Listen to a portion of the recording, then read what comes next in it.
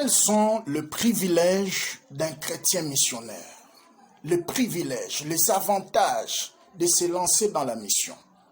Au fait, la mission, c'est le fait d'obéir à un ordre. Voyez-vous, c'est ça la mission, d'une manière générale. Mais la mission évangélique, c'est lorsque l'on arrive à porter l'évangile au-delà de culture. Tu es congolais, tu vas prêcher les Chinois. Tu es congolais, tu vas prêcher les Sénégalais. Tu vas apporter l'évangile, tu quittes la France pour la Belgique. Et tu gagnes les Belges. Et là, on dira que tu as fait une mission évangélique. Voyez, tu es américain, tu vas en Chine et tu gagnes les Chinois, tu les amènes au Seigneur. Et on dira que tu as fait une mission évangélique. Voyez? Et quels sont les privilèges du fait de se lancer dans la mission évangélique? D'abord, d'entrée des jeux, j'allais dire que la mission, c'est le travail le plus noble que le Seigneur attend de nous. Voyez-vous? Il a été ressuscité d'entre les morts comme le prémisse, voyez-vous, dans le royaume de Dieu. Parce qu'avant la résurrection de Jésus, Dieu était le Père d'un seul Fils. Mais après la résurrection, il est devenu le Père d'une multitude. Voyez, c'est comme le Seigneur disait, lorsqu'un grain de blé tombe sur la terre et ça ne meurt pas, ça ne va pas produire plusieurs fruits. Mais lorsque ça tombe et ça meurt, ça va sortir beaucoup de fruits. Voyez-vous, c'est au fait ce que Dieu attend de nous à partir de l'œuvre du salut. Après le salut, après la mort et la résurrection, c'est la mission. C'est la raison d'être même de l'Église. On ne peut pas réduire la mission évangélique, soit la mission juste à un département de l'Église ou un simple département de l'évangélisation, si bien que sur le plan administratif, ça peut passer. Mais dans la pensée de Dieu, tout chrétien est un missionnaire. Tu peux voyager en Europe pour des raisons, par exemple, des études, mais sache que si tu es chrétien, tu es en pleine mission à l'université. Tu peux évangéliser là où tu seras dans les départements. Tu peux amener les gens au Seigneur, voyez. Tu peux voyager pour des raisons de santé, par exemple. Là où tu seras à l'hôpital avec tes amis, tous avec les médecins, tu peux apporter la bonne nouvelle. Je me rappelle d'un médecin qui était converti comme ça. Il soignait un pasteur qui était atteint d'un cancer.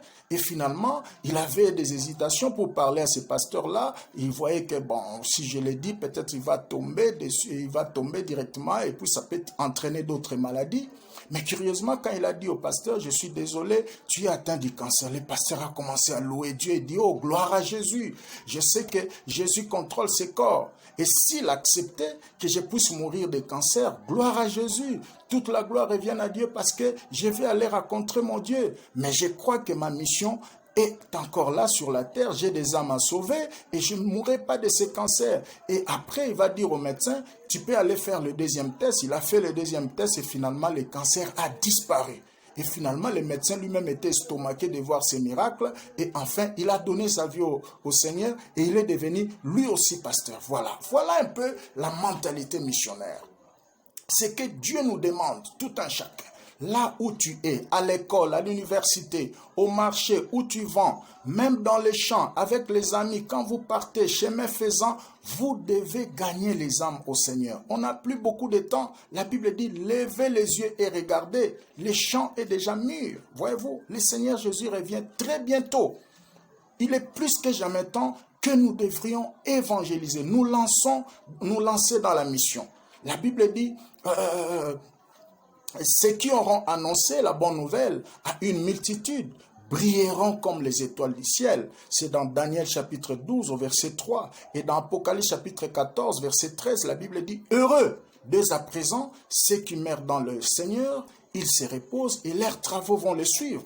Mes amis, aujourd'hui si tu mourais, quels sont les travaux, quelles sont les œuvres qui vont te suivre? Premier avantage ou premier privilège, c'est que nous aurons 3 récompenses dans le ciel. Vous voyez? Nous aurons 3 récompenses dans l'éternité plutôt. 3 récompenses nous attendent. Et dans ces 3 récompenses, nous devons savoir qu'après l'enlèvement, nous serons dans le tribunal de Christ où le Seigneur Jésus va évaluer l'œuvre de tout un chacun. Et après, nous allons passer à l'annonce de l'agneau. Vous voyez? La poste et la place que nous allons occuper là-bas dépendront de la qualité des œuvres que nous produisons ici. Vous voyez, Après les 7 ans que nous allons passer dans les airs, nous allons encore rentrer ici avec le Seigneur. Nous allons régner avec lui pendant 1000 ans. La place que nous allons occuper pendant 1000 ans dépend de la qualité des œuvres que nous faisons pour la gloire de Dieu. Et après les 1000 ans, c'est le jugement dernier et nous allons entrer dans l'éternité. Voyez-vous? Et la place que nous aurons dans l'éternité dépend de la qualité des œuvres que nous faisons. Voilà pourquoi la Bible dit l'œuvre de chacun sera éprouvée par le feu. Il y en a ceux-là qui vont entrer au ciel, mais qui vont perdre les récompenses. Alors, bien-aimés dans le Seigneur, capitalisons notre temps de vie terrestre dans les bonnes choses. Et parmi les bonnes choses que Dieu nous demande, c'est l'évangélisation, c'est la mission. Tu ne peux pas être d'accord, tu ne peux pas être dans la joie de voir des frères et sœurs autour de toi qui ne connaissent pas le Seigneur. Être chrétien, c'est aussi avoir l'esprit de partage. La Bible dit, dans Actes chapitre 11 au verset 26, ils étaient dans l'église d'Antioche, ils se réunissaient dans l'assemblée de l'église, enseignant à d'autres. Vous voyez, ceux qui avaient cru, ils ont reçu la parole et ils ont enseigné à d'autres. Tu ne peux pas être un vrai chrétien dans la vision de Dieu sans l'esprit de partage. Vous voyez, nous devons partager. Plus tu partages, ça fait la joie du Seigneur. Et c'est ça le deuxième privilège. Vous voyez, la joie est dans le ciel lorsqu'une âme seulement se répand. Luc chapitre 15, verset 10e. Donc tu fais même la joie de Dieu. Vous voyez. Et troisième avantage, c'est que lorsqu'on se lance en pleine mission, on se découvre.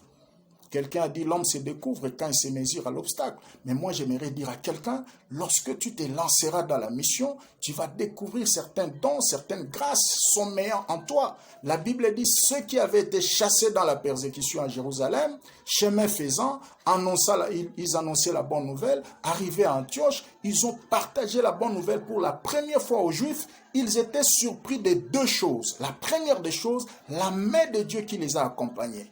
La protection, parce que la main de Dieu, c'est la protection surnaturelle de Dieu, était avec eux. La main de Dieu, c'est l'assistance surnaturelle de Dieu. Parce que même dans le monde des surnaturels, on ne peut pas bien parler du surnaturel si on ne l'a pas expérimenté. Voilà pourquoi la vie chrétienne est une vie d'expérience personnelle avec Jésus. Il y a des choses que tu n'as pas expérimentées. Quand tu les vois auprès des autres, tu peux les traiter de magiciens ou quoi.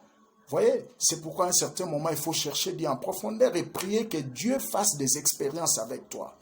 Et l'un des moyens par excellence où tu peux faire des expériences pratiques et personnelles avec Dieu, c'est dans la mission. Voyez-vous, pour la première fois, Pierre, alors qu'il annonçait l'évangile aux non-juifs dans la maison de Corneille, qui était un chef d'armée, la Bible dit, il n'avait pas encore fini de parler, c'est dans Actes chapitre 10e au verset 44, il n'avait pas encore fini de parler, le Saint-Esprit est descendu sur les non-croyants, sur les non-juifs plutôt. Pour la première fois, quelque chose qu'il n'a jamais vécu à Jérusalem, mais cette fois-là, ça se manifeste en pleine mission, voyez-vous. Lorsqu'on se lance dans la mission, on découvre certaines choses. Personnellement, j'ai eu à découvrir certaines grâces qui sommeillent en moi, notamment les dons de guérison. C'était lorsque je me suis lancé dans le ministère d'aller prêcher dans les hôpitaux. Et en pleine mission évangélique, au travers les pays, même dans les coins où les autres hésitent d'arriver, c'est là que je suis allé découvrir certains dons et certaines grâces. J'ai eu à renverser certains esprits. Et en pleine mission, j'ai vu les paralytiques marcher, quelque chose que je n'ai jamais expérimenté ici dans la capitale et dans mon église locale. Voyez-vous, c'est très très important. On se découvre. Alors, un autre avantage, c'est que c'est l'estime. Lorsque tu sers Dieu, Dieu va t'honorer. Dieu va te donner du respect auprès des gens. Regarde Pierre, un homme sans instruction, selon les Juifs. Mais ces jours-là, après la guérison de ces paralytiques, tout le monde pouvait être étonné de voir Pierre, qui autrefois, sans instruction, mais qui parlait avec assurance devant le public. Et tout le monde était estomaqué. Voilà comment Dieu honore ses serviteurs. C'est même Pierre qu'on a vu régner Jésus il y a quelque temps passé. Mais on les voit cette fois-là prêcher avec assurance. Et Dieu confirmait ses paroles par des signes. Vous voyez ? Dans Actes chapitre 5, la Bible dit l'ombre seulement de Pierre commençait à guérir les malades. Et la Bible dit quand il passait, tout le peuple les louait. Quelle gloire, quelle estime, quel honneur. Le Seigneur l'a bien dit, celui qui me servira mon Père l'honorera. Voilà pourquoi, homme de Dieu, ne cherchez pas les honneurs de ce monde. Dieu honore ses serviteurs.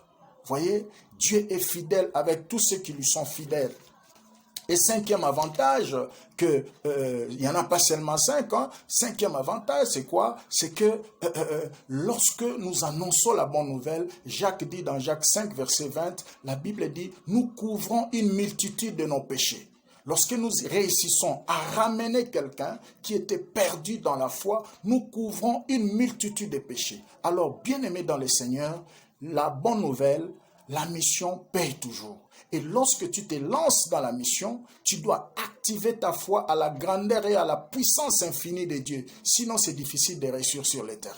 Alors, bien-aimés dans le Seigneur, c'est ça un peu l'exhortation que nous avions prévu un peu de partager avec nous. Que le Seigneur vous bénisse abondamment, que le Saint-Esprit vous ajoute encore plus de choses afin de développer ceci. À tout de suite. Que Dieu vous bénisse.